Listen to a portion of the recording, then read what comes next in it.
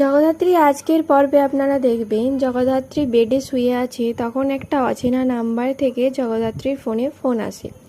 ফোনের ওপাশ থেকে একজন লোক জগদ্ধাত্রীকে ঢাকের শব্দ, উলুর শব্দ শোনাতে থাকে আর বলে, শুনতে পাচ্ছ?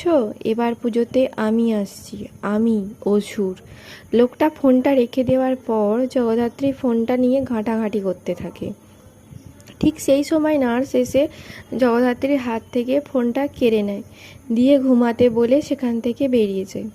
এদিকে জগদ্ধাত্রী ফোনে বলা লোকটার কথা নিয়ে ভাবতে থাকে। এদিকে লোকটা মন্দিরে নাচানাচি করতে থাকে আর বলে, এইবার মল্লিকা দেবীর বিনাশ হবে। এদিকে দেখা যায় স্বয়ম্ভু বাইক নিয়ে উৎসবকে তাড়া করছে। উৎসব দৌড়াতে দৌড়াতে যখন পড়ে যায়, স্বয়ম্ভু উৎসবকে ধরে ফেলে। উৎসবের মাথায় রিভলভার তাক করে স্বয়ম্ভু। তখন মেহেন্দি এসে উৎসবকে সেখান থেকে নিয়ে যায়।